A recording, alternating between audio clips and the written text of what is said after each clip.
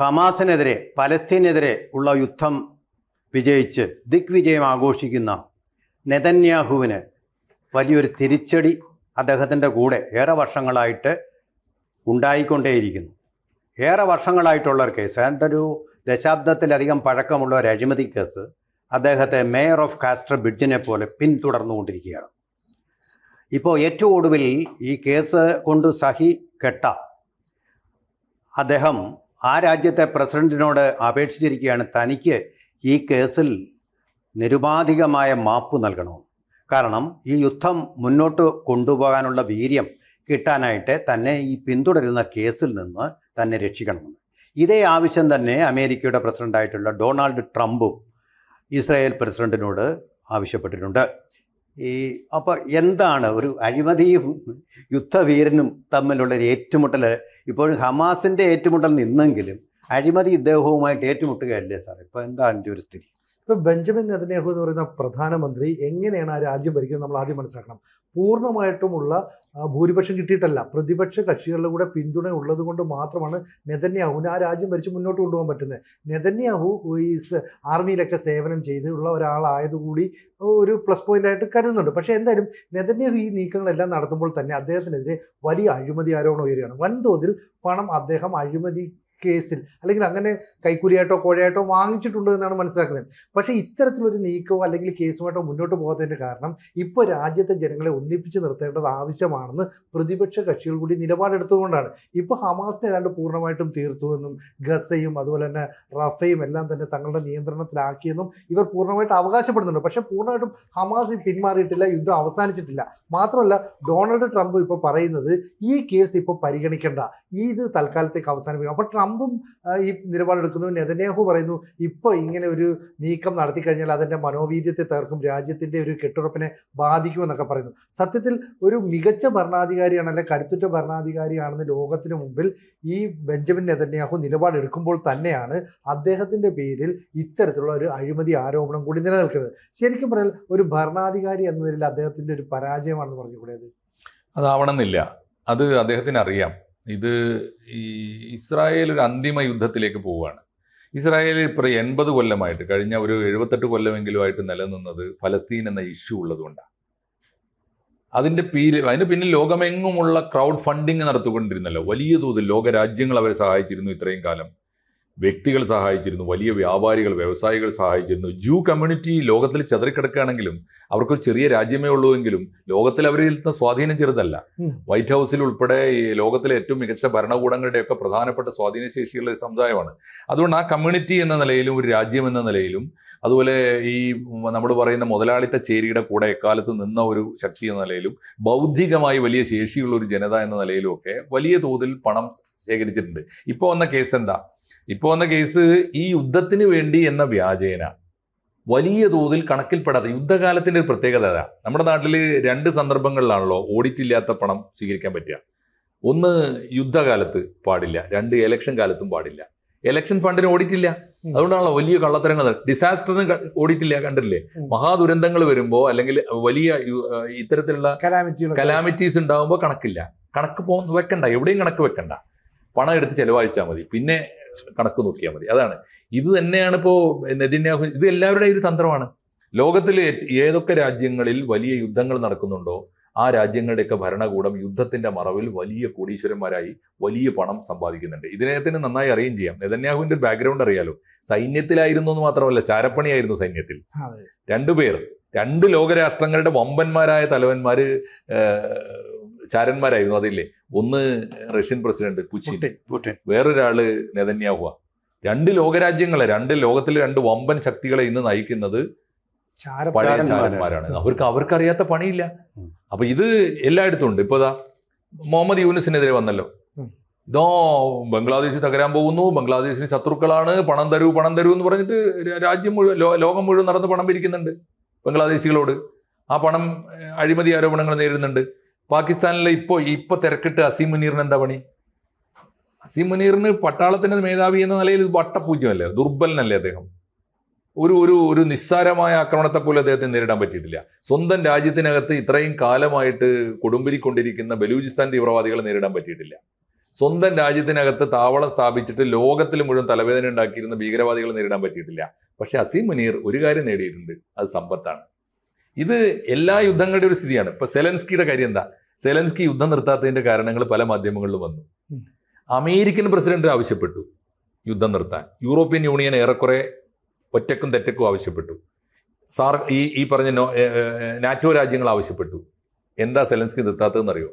Zelensky ഇപ്പൊ പിടിച്ചു നിൽക്കുന്നത് ഈ യുദ്ധസഹായം എന്ന പേരിൽ ലോകം മുഴുവൻ റഷ്യക്കെതിരായി കൊടുത്തിക്കൊണ്ടിരിക്കുന്ന സഹായം. അവിടെ അഴിമതി ആരോപണമുണ്ട്, വലിയ ആരോപണങ്ങളുണ്ട്, അഴിമതി ആരോപണങ്ങളുണ്ട്. അപ്പൊ ഇത് യുദ്ധം നടത്തുന്ന യുദ്ധക്കൊതിയന്മാരുടെ എല്ലാ രാജ്യങ്ങളുടെയും ഒരു തന്ത്രമാണ് ഈ പറഞ്ഞ ആർത്തി പിടിച്ച്.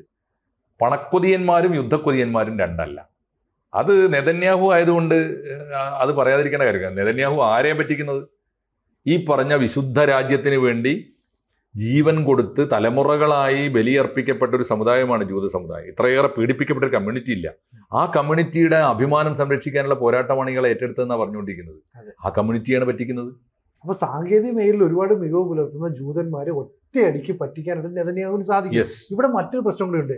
നെതന്യാഹു പറയുന്നത് ഇസ്രായേൽ എന്നാണോ ആയുധം താഴെ വെക്കുന്നത് അന്ന് ഇസ്രായേൽ രാജ്യം തീരുകയാണ്. കാരണം ഇസ്രായേലിനെ ആക്രമിക്കാനായിട്ട് ചുറ്റി പറക്കുന്ന ഒരുപാട് കഴുകൻ രാജ്യങ്ങളുണ്ട്. ഇപ്പൊ ഇറാനൊക്കെ എന്തുകൊണ്ടാണ് മുന്നോട്ട് വരാത്തതെന്ന് പറഞ്ഞാൽ അമേരിക്കയുടെ ഒരു സഹായം കിട്ടുന്നതുകൊണ്ടാണ്.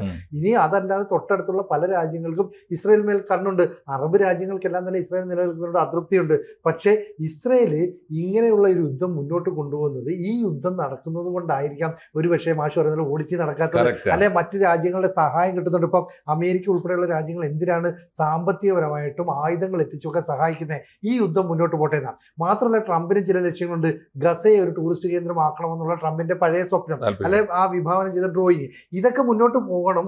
ഒപ്പം യുദ്ധത്തെ മുന്നോട്ട് കൊണ്ടുപോകാതിരുന്നാൽ എപ്പോഴാണോ നെതന്യാഹുവിന്റെ കാൽ കീഴിലെ മണ്ണ് ഒലിച്ചു പോകുന്നതെന്ന് അദ്ദേഹത്തിന് കൃത്യമായിട്ട് മനസ്സിലാവും. അതുകൊണ്ട് യുദ്ധം അവസാനിക്കുന്നത് ഇപ്പൊ ഗസയിൽ പൂർണ്ണമായിട്ടും കൈയടക്കിക്കൊണ്ട് അവിടെ മുഴുവൻ ബന്ദികളുണ്ടോ ആളുകളുണ്ടോ എന്നൊക്കെ കൈയടക്കാൻ പറ്റാത്ത അവസ്ഥയൊന്നും അല്ല ഇസ്രായേലിന്. അവിടുത്തെ കരസേന അവിടെയുണ്ട്, വ്യോമസേനയുടെ പൂർണ്ണ നിയന്ത്രണമുണ്ട്, ഡ്രോൺ ഉപയോഗിച്ചുള്ള പരിശോധനയുണ്ട്. എന്നിട്ടും യുദ്ധം അവസാനിക്കുന്നത് ന്യായമായ ചോദ്യമാണ്. എന്തുകൊണ്ടാണ് ന്യായമായ? നമുക്ക് എല്ലാവർക്കും ഒരുപോലെ യാതൊരു സംശയവുമില്ലാത്ത കാര്യമാണല്ലോ. ഇന്നത്തെ ഇസ്രായേൽ വിചാരിച്ചാൽ ഫലസ്തീൻ തീർക്കാൻ എത്ര മിനിറ്റ് വേണം? അതെ, മണിക്കൂറുകൾ വേണ്ട. തീർക്കൂല സാറേ, തീർക്കൂല. ഓർത്തു വെച്ചോ, തീർക്കൂല. കാരണം എന്താ വെച്ചാൽ ഈ യുദ്ധം നടത്തിക്കൊണ്ട് പണം ഉണ്ടാക്കാനാണ് ഭരണകൂടം ശ്രമിക്കുക, യുദ്ധം അവസാനിപ്പിക്കാനല്ല.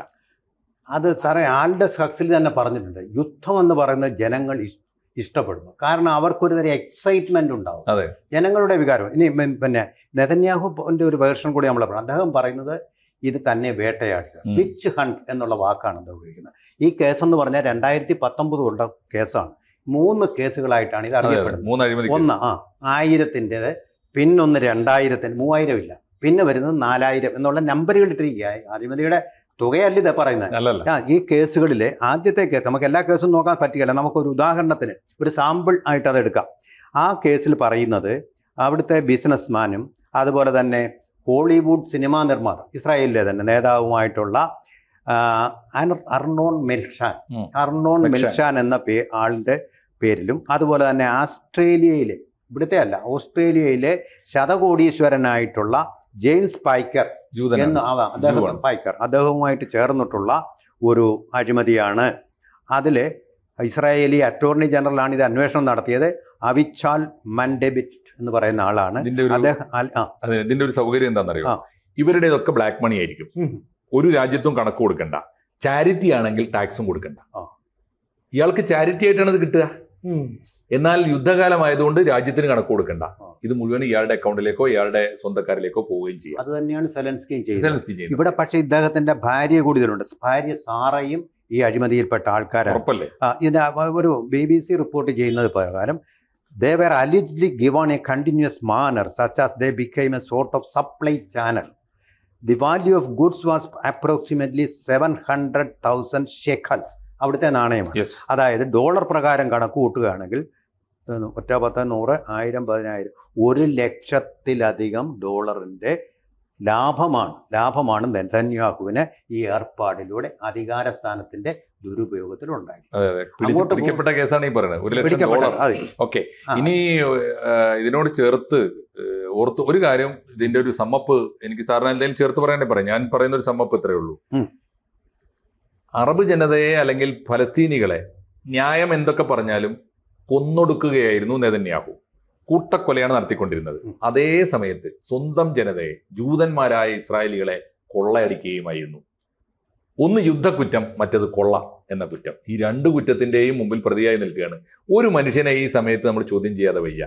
ഈ അമേരിക്കൻ പ്രസിഡന്റിന് യുദ്ധം നിർത്താൻ വേണ്ടി ചെന്ന് പറഞ്ഞത് നമുക്ക് മനസ്സിലാക്കാം. വളരെ പ്രധാനപ്പെട്ട. ഇനി യുദ്ധത്തിന് ഇസ്രായേലിന്റെ കൂടെ നിന്നിട്ട് ഫലസ്തീനെ ഇല്ലാതാക്കാൻ വേണ്ടി ശ്രമിക്കുന്നതും യുദ്ധത്തിന്റെ ഒരു ആഗോള ഇവരുടെ രാഷ്ട്ര താല്പര്യമാണെന്ന് വിചാരിക്കാം. ഒരു രാജ്യത്തെ ജനതയെ കൊള്ളയടിച്ചിട്ട് കളവ് കേസ് പിടിക്കപ്പെടുമ്പോൾ ആ രാജ്യത്തിന്റെ പ്രസിഡന്റിന്റെ മുമ്പിൽ ഹാജരായിട്ട് അതിന്റെ തെളിവ് കൊടുക്കാതെ ഒഴിവ് കഴിവ് യുദ്ധം എന്ന് പറഞ്ഞ് ഒഴിവ് പറഞ്ഞിട്ട് ഇപ്പൊ യുദ്ധം ഏതാണ്ട് തീർന്നു എന്ന് കണ്ടപ്പോൾ എന്നോട് മാപ്പാക്കണേ, ആ കേസൊക്കെ വിട്ടേക്കണേ എന്ന് പറയുന്ന ഒരു നേതാവിനെ ഏറ്റവും ചുരുങ്ങിയത് ജൂത ജനത കൈകാര്യം ചെയ്യട്ടെ എന്നെങ്കിലും അല്ലേ ഒരു അന്യരാജ്യക്കാരൻ പറയേണ്ടത്? കളവിന് കൂട്ടു നിൽക്കുന്നത് എങ്ങനെയാണ്? യുദ്ധത്തിന് കൂട്ടു നിൽക്കുന്ന നമുക്ക് മനസ്സിലാക്കാം, അതിന് പൊളിറ്റിക്സ് ഉണ്ടാവാം. അത് വളരെ പ്രധാനമാണ്. സെലൻസ്കി ഇതേ കാരണം കൊണ്ട് തന്നെ അദ്ദേഹം കൈവിട്ടു. അഴിമതിയാണ്, അവിടെ ജനാധിപത്യമില്ല, അതുകൊണ്ട് സെലൻസ്കിയുമായിട്ട് ഇനി ഏർപ്പാടില്ലെന്ന് ട്രംപ് പറഞ്ഞു കഴിഞ്ഞു. പക്ഷേ നെതന്യാഹുവിന് മാപ്പ് കൊടുക്കണമെന്ന് ഇസ്രായേൽ പ്രസിഡന്റിനോട് ശുപാർശ ചെയ്യുന്നു. അത് സിനുജി പറഞ്ഞ കാരണമായിരിക്കും. ഈ ഡീൽ ഉണ്ടല്ലോ, ഗസയെ ഒരു ഇന്റർനാഷണൽ സിറ്റി ആക്കിയിട്ട് ഒരു US കസ്റ്റഡിയിലുള്ള സിറ്റി ആക്കി മാറ്റുന്നത്, അത് സ്വപ്നമാണെന്ന് മാത്രമല്ല വമ്പൻ ഡീലാണ്. വമ്പൻ ഡീലായിരിക്കും. ട്രംപിന്റെ മകനാണ് അത് നെതന്യാഹു ആയിട്ടായിരിക്കും ഡീൽ ഉണ്ടാവുക, ട്രംപിന്റെ മോനുമായിട്ടായിരിക്കും ഡീൽ ഉണ്ടാവുക. ഇതൊക്കെ ഇന്റർനാഷണൽ ഡീലാണ് സർ. പാവം മനുഷ്യന്മാര് പരസ്പരം കൊന്നു തീരുക എന്നല്ലാതെ. ചുരുക്കി പറഞ്ഞ അമേരിക്കയുടെ താല്പര്യമല്ല അമേരിക്ക നോക്കുന്നത്, ഡൊണാൾഡ് ട്രംപിന്റെ താല്പര്യമാണ്, ഒപ്പം ഡോളറിന്റെ താല്പര്യമാണ്. കൂടുതൽ വാർത്തകളും വിശേഷങ്ങളും നിങ്ങളിലേക്ക് എത്താൻ ABC മലയാളം സബ്സ്ക്രൈബ് ചെയ്യുക, ബെൽബട്ടനും അമർത്തുക.